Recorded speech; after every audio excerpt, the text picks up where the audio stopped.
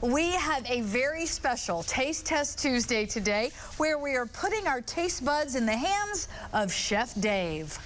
Chef Dave just got back from a 10th anniversary cruise with his wife. He's now getting ideas about making stuff in the kitchen.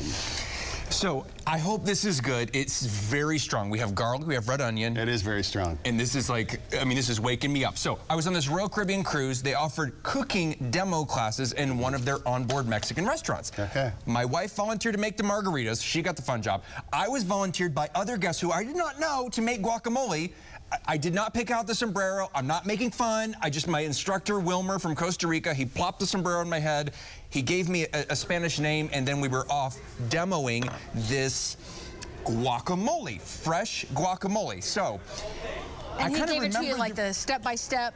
Yes, and then he gave us a recipe card, but I threw it away.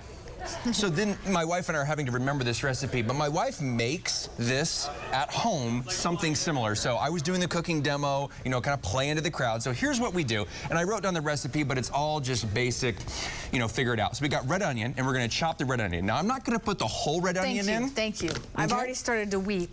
Jalapenos. Okay. De-veined and de-seeded. And what that does, that takes the heat out, but you have the pepper flavor. I feel like we should have some sort of like Dave Chef music going on. Right?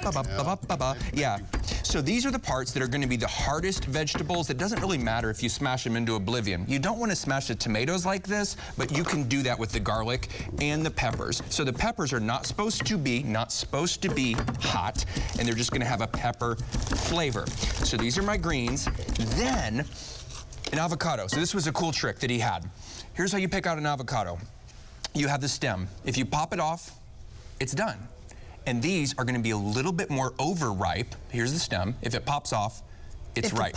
Okay, so if the stem pops off the avocado, it's ready. Yes, and it's ready to go. So typically, what Wilmer told me is this is going to be 2 avocados per person. Okay. And the guacamole is a dish that you want to make fresh. You want to make this as fresh as possible. So for a lot of things, for your Super Bowl party or whatever it is, the avocado is going to be the thing you want to do last. The guacamole you want to do dead last because it's going to turn brown if you like keep it overnight. And nobody wants the brown guacamole. Nobody wants the brown guacamole. Nobody. Okay, you're going to help me with the trash, right? Because it's starting to fall in my shoes. Right. See, I'm not a chef. So it's two avocados per person? Yes, 2 avocados per person. That's a lot of guac. I'm going to do a designer small batch. I'm going to do a small batch here. Okay. But I'm just scooping them out, cutting them in half, taking out the pits. Usually I'll use a knife.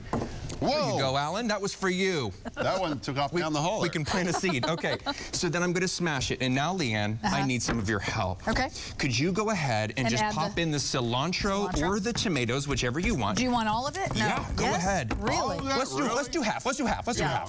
Okay. So cilantro. Do you guys like cilantro, or do you think we do now. It tastes like soap? Because my parents are more on the soap variety. We're going to put it in the maters there. Okay. The tomatoes. Here's what you want to do with tomatoes. You don't want it soupy, so you roast them ahead of time, and then that gets all the water out of them. I did not roast them. My wife did not roast them. But you know, it might be a little watery. That's okay. Now this part is what is critical to guacamole. We're running a little bit short on time. The limes. So his idea, Wilmer's idea is... Careful there. Yeah, I know. This is sharp. This is how you preserve it from turning brown. Right. Is you do on top of the lime. And I said, man, do I take my gloves off? He's like, no, leave your gloves on. Leave your gloves on when you're doing this. I think you're actually squirting it on yourself, too. I can feel a little bit coming at you. Okay, we got a minute left. Are we ready here? Yep. And I'm going to do salt, Alan. One last thing of salt here. Okay. An extra idea that Wilmer had for me was grab some. We are going to do tequila on the chips. I did not bring in tequila, but he said to dip your chips, just a little bit of tequila. I thought it was good, but it didn't elevate it so much, so I didn't mess with the tequila. Not as much lime as I like. That's good. How is it? Really Very good. So this starts off extremely pungent, and these chips are cheap, so they're breaking. It starts off extremely pungent, but the final product, I think it's really good. You like that? Are we going to post this on the website? This is really important. So. I think you should. We'll put it's not trademarked because, you know, I didn't know the recipe, so I kind of like made it up. Can you do fajitas next time? We'll just do like all of it. News on 6.com/recipes. It'll be delish.